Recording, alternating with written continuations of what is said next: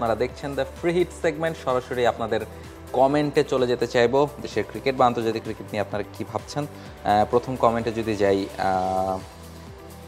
MD Zahidul ইসলাম তিনি comment করেছেন, NCL ও West Indies সফরের জন্য ঢাকা পড়ে গেছে বিপিএল, কারণ কয়েকদিন ধরে বিপিএলের নতুন কোনো আপডেট পাচ্ছি না। এক্স্যাক্টলি এনসিএল টি20টা নিয়ে আসলে একটু ফোকাসড, যেহেতু বিপিএল এর প্রিপারেশন হিসেবে টুর্নামেন্টটা দেখা হচ্ছে। এছাড়া বিপিএল এর কাজ কিন্তু বিপিএল এর মতো করে ঠিকই এগিয়ে যাচ্ছে এবং এনসিএলটা শেষ হলেই কিন্তু এনসিএল 24 তারিখ শেষ হবে, তারপরে কিন্তু আপনি দেখবেন যে বিপিএল এর টিমগুলো প্র্যাকটিস শুরু করবে, 30 তারিখ থেকে আবার ম্যাচ শুরু হয়ে যাবে। এর আগে বিপিএল এর একটা কনসার্ট আছে মিরপুরে 23 তারিখ। সবকিছু মিলে বিপিএল এর কাজ তো ঠিকঠাকই চলছে। এখন আসলে আপডেট তো যা পাওয়া সেটা তো আমরা অলরেডি পেয়ে গেছি এর আগে, এখন কি নতুন করে কোনো আপডেট পাওয়া যাচ্ছে? সঠিক প্যাড আর সঠিক তথ্য দিয়ে এসু সামলে নিব এক হয়ে মোনালিসা স্যানিটারি ন্যাপকিন। নতুন আপডেট এরকম কিছু না, আপনি যেটা বললেন 23 তারিখে জমকালো একটা উদ্বোধনী আয়োজন বিপিএল এর হবে, 25 এবং 27 তারিখে সেটা চিরঙ্গা এবং সিলেটেও হতে যাচ্ছে। এই ব্যাপারটাও ওয়েলকামিং আসলে, যে বিপিএল তো শুধু ঢাকার খেলা না, অন্য খেলাগুলোর মতো বিপিএল ঢাকায় হচ্ছে, চট্টগ্রামে হচ্ছে, সিলেট হচ্ছে, সেখানে উদ্বোধনী অনুষ্ঠানের আয়োজন থাকা উচিত। সেটা এবার বিসিবি আমলে নেছে, এটা নিশ্চয়ই সাধুবাদ পাবার মতো একটা ব্যাপার।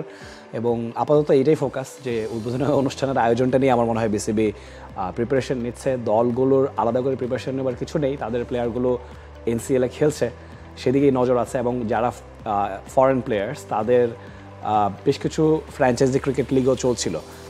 রংপুর রাইডার্স যেমন গ্লোবাল সুপার লিগে খেলে আসলো, কিছুদিন আগে আবুধাবি টি10 খেলা হয়েছে, এই মুহূর্তে এলপিএল চলছে, এলপিএল টি10 চলছে।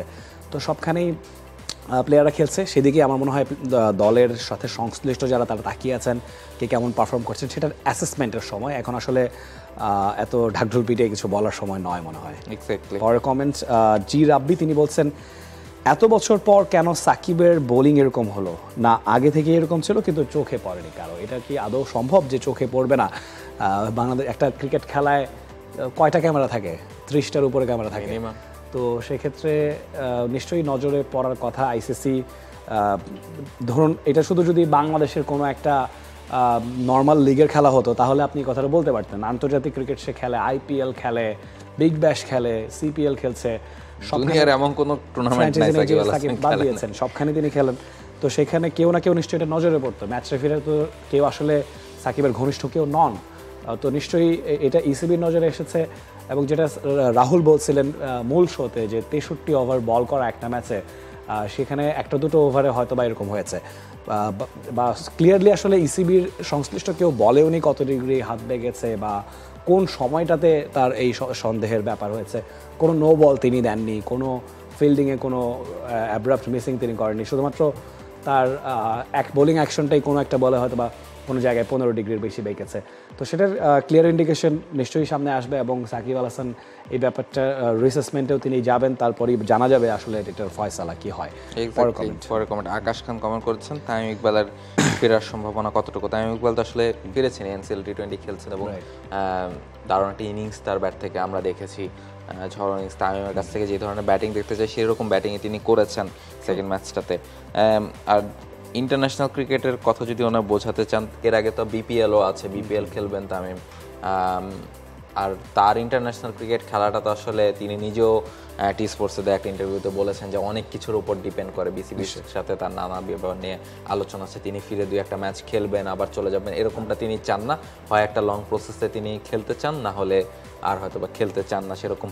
সেটা নিয়ে আমার মনে হয় যে বিপিএল চলাকালীন বা বিপিএল এর পরপরই বিসিবি এবং তামিমের মধ্যে একটা সমঝোতা বা আন্ডারস্ট্যান্ডিং তৈরি হবে। আমার কাছে মনে হয় বিপিএল এর পারফরমেন্সটা অনেকখানি ম্যাটার করবে। বিপিএল এর কিছু ম্যাচ, এর মধ্যেই চ্যাম্পিয়ন্স ট্রফির দলও নিশ্চয়ই ঘোষণা হবে, সেখানে তামিম ইকবালকে দেখা যাবে কিনা।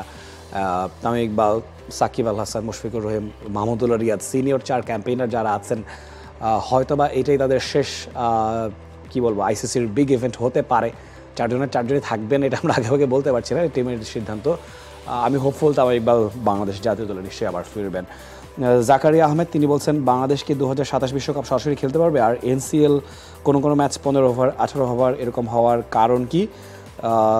সেকেন্ড কোয়েশ্চেনের উত্তরটা মনে হয় কুয়াশার জন্য এরকম সিদ্ধান্ত হচ্ছে, যে সিলেটে যেহেতু সকাল 9টায় ম্যাচ শুরু হচ্ছে, ফলে ওই ম্যাচগুলোতে আসলে আপনারাও নিশ্চয়ই জানেন যে কি পরিমাণ শীত পড়েছে এবং সিলেটে সেটা চা বাগানের তীব্রতা মাঝখানে আরেকটু স্টেডিয়াম, বেশি তো এবং সেখানে চা আরো বাগানের বেশি। মাঝখানে স্টেডিয়াম, ফলে কুয়াশার কারণে ঠিক সময় মতো ম্যাচগুলো শেষ করা যাচ্ছে না, কারণ পরে আবার আরেকটা ম্যাচের শিডিউল থাকে, ফলে সেই জায়গাটা থেকে, কারণ যেহেতু দিনের বেলায় ম্যাচগুলো হচ্ছে সবগুলো, ফলে সেই কারণে সমস্যাটা হচ্ছে। ডিএল মেথডে কয়েকটা ম্যাচ হয়েছে। আর প্রথম যে কমেন্টটা করেছেন, যে প্রশ্নটা করেছেন, বাংলাদেশ কি 2027 বিশ্বকাপ সরাসরি খেলতে পারবে কিনা, এখন পর্যন্ত যা সিচুয়েশন তাতে খেলারই কথা, কারণ এইবার যেহেতু 14টা দল 2027 বিশ্বকাপ খেলছে এবং Zimbabwe south Africa as a host তারা 2টা দল খেলবে।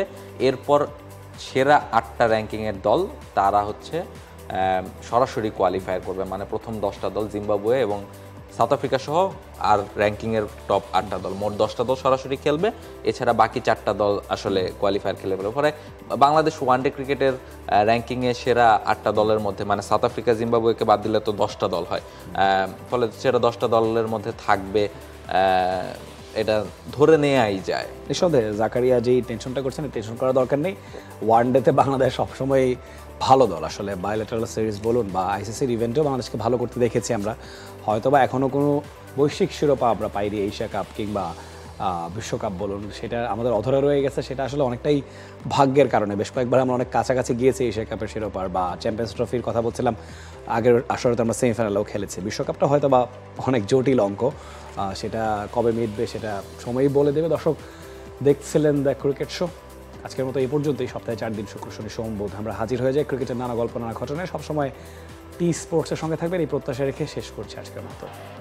For more updates, subscribe to our YouTube channel and click on the bell icon.